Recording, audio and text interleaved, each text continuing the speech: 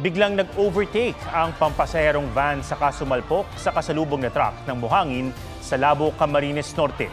Nawala ng kontrol ang truck na tumagilid pa. Sugatan ang driver nito. Sinagip ng rescue team ang van driver na naipit. Nahuli ang rider na yan na nag-counterflow sa kahabaan ng Bagong Kalibo Bridge sa Aklan. Hindi patukoy ang pagkakakilanlan ng rider. Iniimbestigahan na rin ito ng Land Transportation Office sa Aklan. Magkakasunod na sunog ang sumiklab sa iba't ibang bahagi ng Metro Manila at iba pang lugar. Sa Misamis Occidental, sumablay naman ang mga paputok na lumipad papunta sa mga manonood. May report si James Agustin. Tanaw sa malayo ang napakalaking sunog sa isang residential area sa Tondo, Manila. Pasado alas 5 ng hapon na sumiklab ito sa Antipolo Street, Barangay 218. Wala pang isang oras, umabot na ito sa ikatlong alarma. Matapos sa mahigit isang oras, nakontrol ang apoy. Dalawang sunog ang sumiklab sa Quezon City. Nabulabog kagabi ang mga taga-barangay Tandang Sora nang biglang magkasunog sa unang palapag ng isang bahay. Halos 18 bahay ang nadamay at natupo. 5 residente ang sugatan. Kabilang ang dalagitang nasugatan sa tuhod habang lumilikas. Iniimbestigahan pa ang mitya ng sunog. Kaninang umaga nilamon din ng apoy ang isang commercial establishment sa EDSA Corner, Aurora Boulevard sa Cubao. Nadamay ang isang ukay-ukay store. Nakalabas naman ang mga empleyado nito. Pagpasok ko sana, usok na yun eh.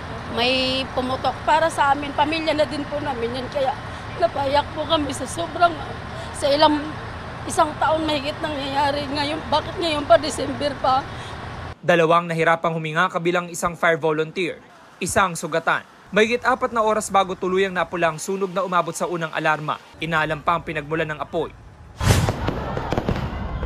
Sa gitna naman ng fireworks display sa Oroqueta, Misamis Occidental, biglang lumipad ang mga paputok sa mga manunood. Nagsitakbuhan sila para hindi matamaan. Ayon sa lokal na pamahalaan, posibleng natumba ang paputok sa lakas ng hangin. Sa Ilocos Norte, biglang nagliyab ang isa sa mga windmill sa Burgos Wind Farm. Inaalam pa ang sanhi ng pagliyab nito. James Agustin, nagbabalita para sa GMA Integrated News. 3 Boy Scout ang nasawi matapos makuryente sa campsite sa Zamboanga City. Kaya ang pagtitipon na dadaluhan sana ng mahigit 2,000 kinansela. May report si Joseph Moro. Maagang nag-set up ng kanilang tent ang mga Boy Scouts sa Abong-Abong Freedom Park. Unang araw ngayon ng Zamboanga City Council Jamboree.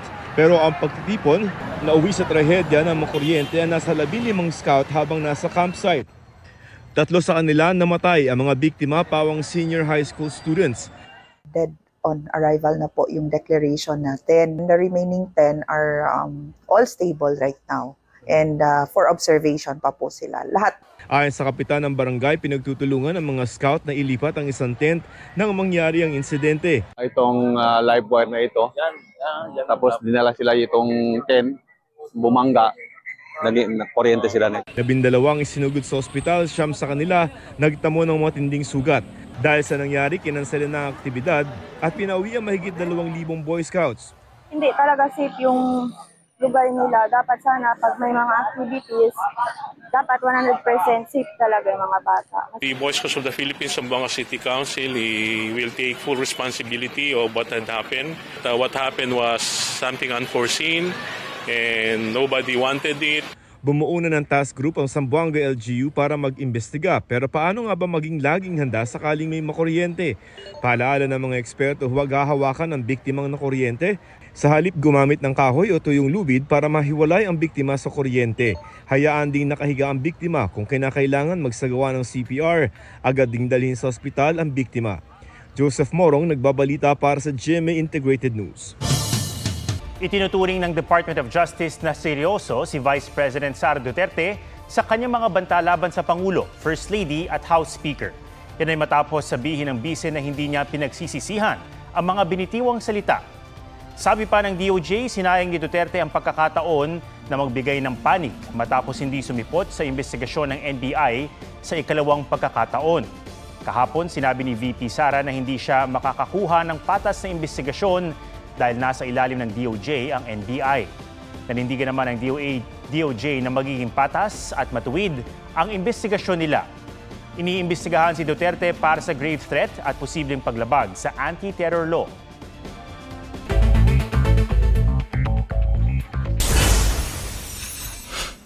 Pagpapalawig ng operasyon ng MRT at LRT, ipinapanawagan ng grupong Akbayan.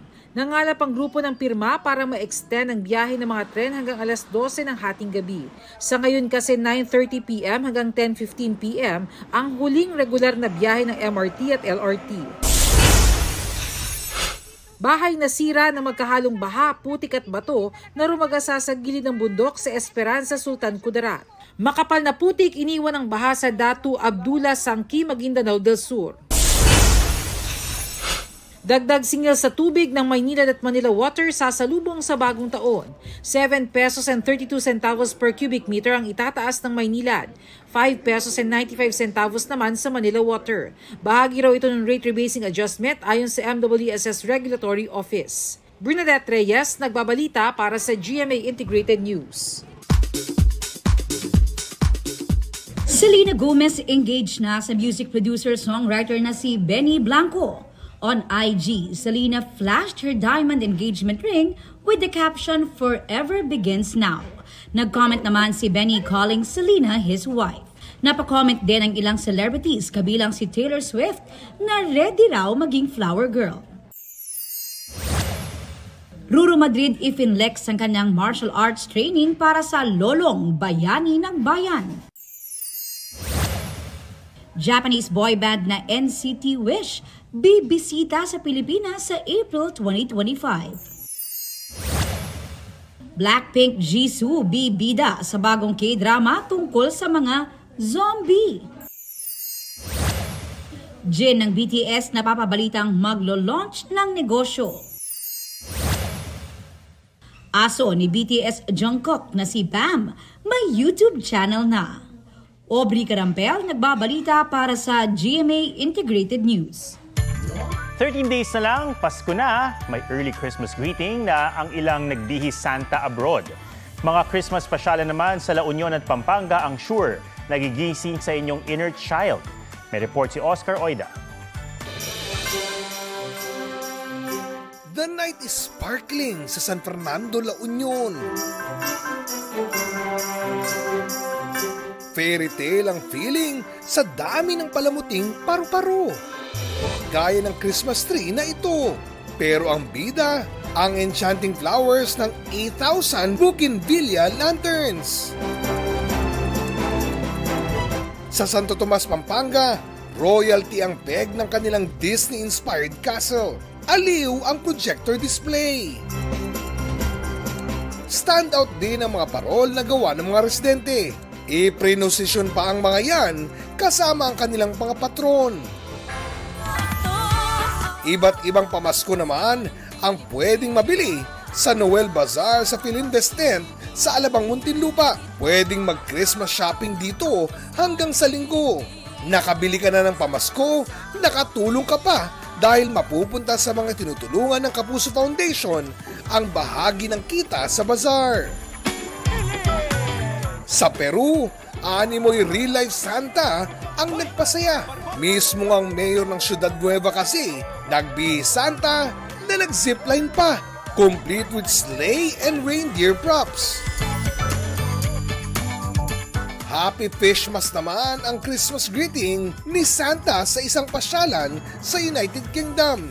Kasama pa niyang nag-dive sa giant aquarium ang kanyang assistant elf. Oscar Oida, nagbabalita para sa GMA Integrated News. Huwag magpahuli sa mga balitang dapat niyong malaman. Mag-subscribe na sa GMA Integrated News sa YouTube.